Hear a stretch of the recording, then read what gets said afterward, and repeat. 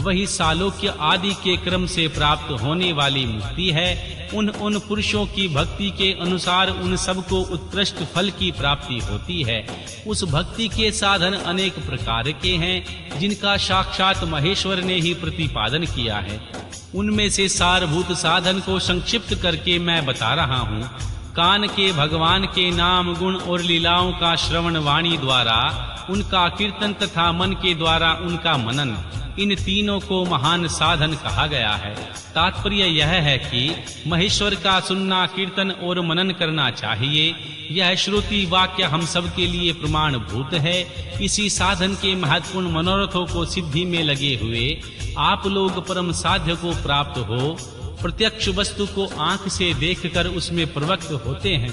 परंतु जिस वस्तु का कहीं भी प्रत्यक्ष दर्शन नहीं होता, उसे ज्ञानेंद्रिय द्वारा जान सुनकर मनुष्य उसकी प्राप्ति के लिए चेष्टा करता है। अतः पहला साधन सुनना ही है। उसके द्वारा गुरु के मुख से तत्व को सुनकर श्रेष्ठ बुद्धि वाला विद्वान पुरुष अन्य साधन कीर्तन एवं मनन की सिद्धि करे।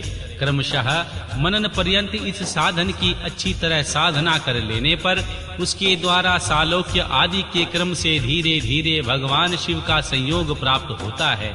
पहले सारे अंगों के रोग नष्ट हो जाते हैं, फिर सब प्रकार का लौकिक आनंद भी विलीन होता है। भगवान शंकर की पूजा, उसके नामों के जप तथा उसके गुण रूप विलास और नामों का युक्ति पारायण चित्त के द्वारा जो निरंतर प्रतिशोध या चिंतन होता है, उसी को मनन कहा गया है। वह महेश्वर की कृपा दृष्टि से उपलब्ध होता है। उसमें समस्त श्रेष्ठ साधनों में प्रधान या प्रमुख कहा गया है। श्री सूत जी कहते हैं, मुनीश्वरों, इस साधन का महत्व बताने के प्रसंग में मैं आप लोगों के लिए एक प्राचीन वृतांत का वर्णन करूंगा। उसे ध्यान देकर सुने। पहले की बात है, पराशर मुनि के पुत्र मेरे गुरु व्यासदेव जी सरस्वती नदी के सुंदर तट पर तपस्या कर रहे थे। एक दिन सूर्य तुल्य तेजस्वी विमान से यात्रा करते हुए भगवान सनत कुमार जी अकस्मात वहां आ पहुंचे। उन्होंने मेरे गुरु को वहां देखा। वे ध्यान में मग्न थे। उससे जगने पर उन्होंने ब्रह्मपुत्र श्री सनत कुमार जी को अपने सामने उपस्थित देखा। देखकर वे बड़े वेग से उठे और उनके चरणों में प्रणाम करके मुनि ने उन्हें अर्घ दिया और देवताओं के बैठने योग्य आसन भी अर्पित किया तथा प्रसन्न हुए भगवान सनत कुमार विनीत भाव से खड़े हुए व्यास जी से गंभीर वाणी में बोले, मुने, तुम सत्य वस्तु का चिंतन करो। वह सत्य पदार्थ भगवान शिव ही है जो तुम्हारे साक्षात्कार के विषय होंगे।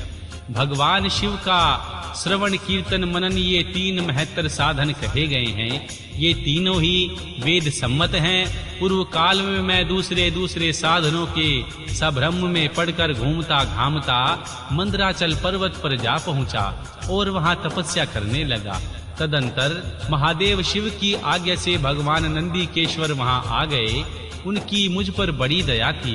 वे सबके साक्षी तथा शिव गणों के स्वामी भगवान श्री नंदीकेश्वर मुझे स्नेह पूर्वक मुक्ति का उत्तम साधन बताते हुए बोले, भगवान शंकर का श्रवण कीर्तन और मनन ये तीनों साधन वेद सम्मत हैं और मुक्ति के साक्षात कारण है।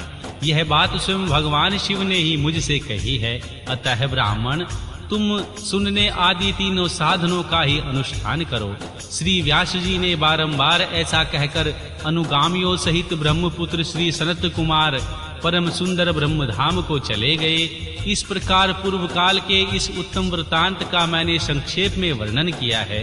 ऋषि बोले, श्री सूत जी, सुनने आदि तीन साधनों को आपने मुक्ति का उपाय बताया है, किंतु जो सुनने आदि तीनों साधनों में असमर्थ हो, वह मनुष्य किस उपाय का अवलंबन करके मुक्त हो सकता है? किस साधन भूत कर्म के द्वारा बिना यत्न के ही मोक्ष मिल सकता है? अध्याय 3 व 4 भगवान शिव के लिंग एवं साकार विग्रह की पूजा का रहस्य तथा महत्व का वर्णन। श्री सूत जी कहते हैं, हे शौनक, जो सुनने, कीर्तन और मनन इन तीनों साधनों के अनुष्ठान में समर्थ ना हो, वह भगवान शंकर के लिंग एवं मूर्ति की स्थापना करके नित्य उनकी पूजा करे, संसार सागर से पार हो सकता है। वंचना अथवा छल न करे, अपनी शक्ति के अनुसार धनराशि ले जाए और उसे शिवलिंग अथवा शिव मूर्ति की सेवा के लिए अर्पित कर दे। साथ ही निरंतर उस लिंग एवं मूर्ति की पूजा भी करे। उसके लिए भक्ति भाव से मंडप, गोपुर, तीर्थ, मठ एवं क्षेत्र की स्थापना करे तथा उत्सव रचाए। वस्त्र, गंध, पुष्प, धूप, दीप तथा पुआ और शाक आदि व्यंजनों से युक्त भांति भांति के भक्ष्य भोजन अन्न नैवेद्य के रूप में अर्पित करे। छत्र, ध्वजा, व्यंजन, चामर तथा अन्य अंगों सहित रजोपचार की भांति सब सामान भगवान शिव के लिंग एवं मूर्ति को चढ़ाए। प्रदक्षिणा, नमस्कार तथा यथाशक्ति जप करे। आवाहन से लेकर विसर्जन तक सारा कार्य प्रतिदिन भक्ति भाव से संपन्न करे। इस प्रकार शिवलिंग अथवा शिव मूर्ति में भगवान शंकर की पूजा करने वाला पुरुष श्रावण आदि साधनों का अनुष्ठान न करे तो भी भगवान शंकर की प्रसन्नता से सिद्धि प्राप्त कर लेता है। पहले के बहुत से महात्मा पुरुष लिंग तथा शिव मूर्ति की पूजा करने मात्र से भवबंधन से मुक्त हो चुके हैं।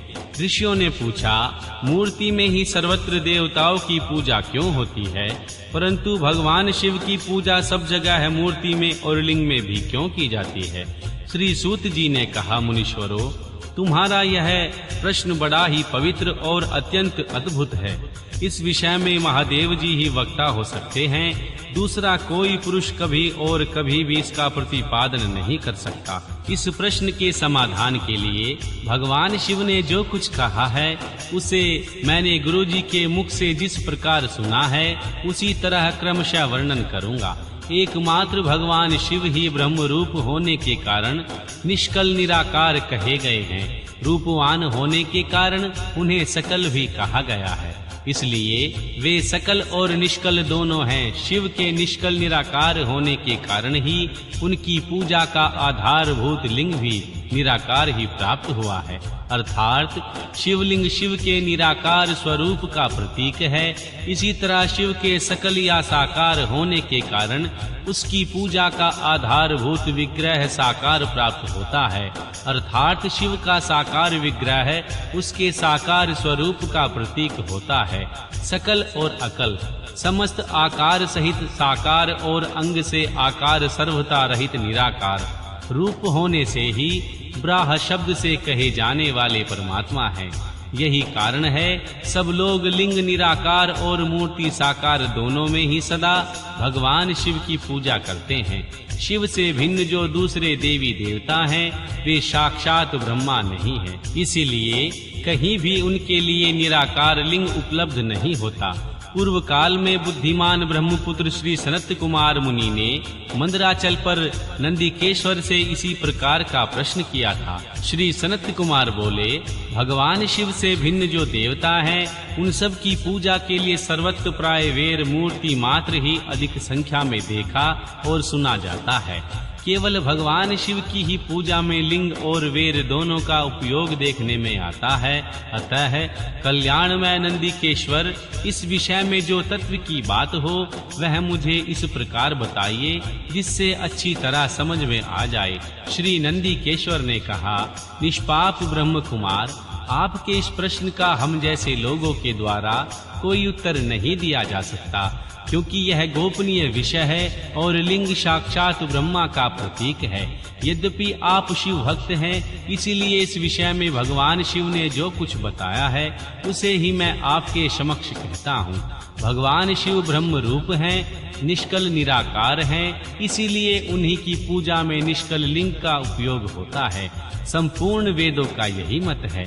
श्री सनत कुमार बोले, महाभाग योगिंद्र, आपने भगवान शिव तथा दूसरे देवताओं के पूजन में लिंग और वेर के प्रचार का जो रहस्य विभाग पूर्वक बताया है यह यथार्थ है। इसी लिंग और वेर की आदि उत्पत्ति का जो उत्तम वृत्तांत है उसी को मैं इस समय सुनना चाहता हूँ। लिंग के प्रकाट्य का रहस्य सूचित करने वाला प्रसंग मुझे सुनाइए। इसके उत्तर में श्री नंदिकेश्वर भगवान ने महादेव के निष्कल स्वरूप लिंग के आविर्भाव का प्रसंग आरंभ किया। उन्होंने ब्रह्मा तथा श्री विष्णु के विवाद, देवताओं की व्याकुलता एवं चिंता, देवताओं का दिव्य कैलाश शिखर पर गमन, उनके द्वारा चंद्रशेखर श्री महादेव जी का स्तवन, देवताओं से प्रेरित हुए श्री महादेव जी का श्री ब्रह्मा और भगवान विष्णु के विवाद स्थल में आगमन,